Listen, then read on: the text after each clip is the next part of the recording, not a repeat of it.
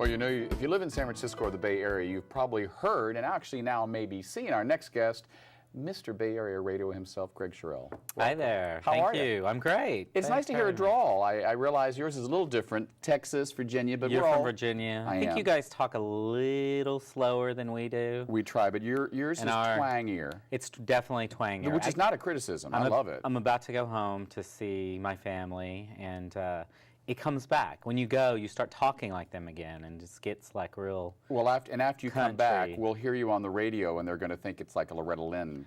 Well, you know, well, you know, it's funny. I loved country music growing up, and Loretta Lynn, Dolly Parton, Tammy Wynette. Crystal Gayle was my favorite, though. The long hair, you know. So I had all their records, and I would actually play their records and perform in my living room when nobody was around. No, of course. I understand. It wouldn't be safe. But in San Francisco, it's real safe. It would be, yeah. In fact, I just did my first and last, if you missed it, drag performance. I was convinced by one of your former guests, Heclina, everybody knows from Tranny Shack, of course, to do one of her shows. And what was your... Dolly Parton My Mess. Dolly Parton My Mess. Yes, absolutely. Well, you're speaking to the first cousin of Susie Southern Comfort. Oh, okay. There were two Halloweens when I left and Susie Southern Comfort came in. And she was a lovely woman, but a bit trashy. And we decided, like Garbo, she needed to be retired. Oh, well, you know, and that's Dolly Parton My Mess has been retired as well. Because, you know, you can never be perfect twice. It was fun. It was fun. It was something I was scared to do. I think when I was a kid, where I come from, maybe where you come from, the worst thing that you could be is a sissy. Absolutely. And so it was I faced a fear because it's the ultimate sissy moment, right? Getting in drag. But then it was really cool. Kind of liberating. It was really fun. Absolutely. Yeah, liberating. I mean, I went to a Catholic military school in Richmond, and I was called Fairy Perry, and that was bad. But then I came here one day, and I remember at that Halloween, this cute straight boy came up to Susie Southern Comfort, put his hand on her knee, and said, "Are you a real girl?" Because the makeup was really good. And I said, "I am tonight." His girlfriend took him away real quick. Didn't they make you feel good? Well, enough about that. Let's talk about your radio show. You know, a lot of people remember you from Energy, and you got a big name and a big start. But now you're 99.7 now. Correct. Talk about it. Yeah. You know, it's been a great ride.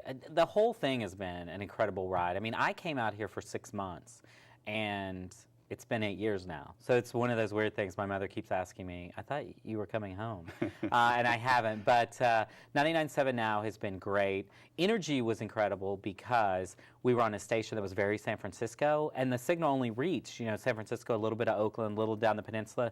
So we could be a little crazier, raunchier. It was a racy show, yeah. Yeah, it was really racy. And we still are a little bit, but now we have more kids with their parents, and we have to be mindful of that. But it's really great. I mean, it makes you smarter every day. It challenges you every single day. It makes you aware. And the one thing I love about my job is that I feel like I need to know about the government shutdown and the Kardashians. Yeah. You know?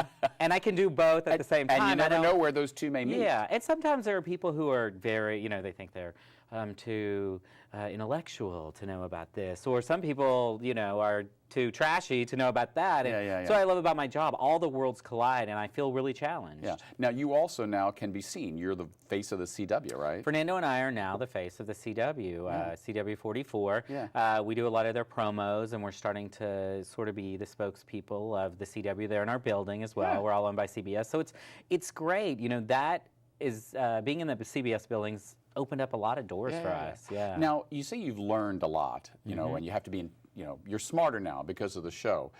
How has technology changed what you do? I mean, I remember when the internet started, I was like, well, there goes TV, there goes radio. I actually think radio is bigger than ever now. Radio is bigger than ever now because you can't get a personality really on the online. You can get information, you can get some stuff, but people go, in TV as well, like news and stuff, they don't show their personalities as much. We're able to do that, and radio works really well with all the other mediums. But it's funny you ask about how it's different, because I remember at Energy we were talking about Facebook and like, should we even make a profile should we have one? And stuff like that. And now it's become a great way to be multidimensional. Right, you know, we use social media to get out our message and, hey, we're doing this, come check this out and stuff. It's really, it makes it immediate. Right. In our last, we got 10, 15 seconds. Tell us what's next for you. What are we looking forward to? Oh, gosh, I don't know. The radio show is going strong, and that's a great thing. You can check it out at 997now.com. We'll be there listening. All right. Thanks for watching. We've been listening to Greg. We'll see you next week on 10%.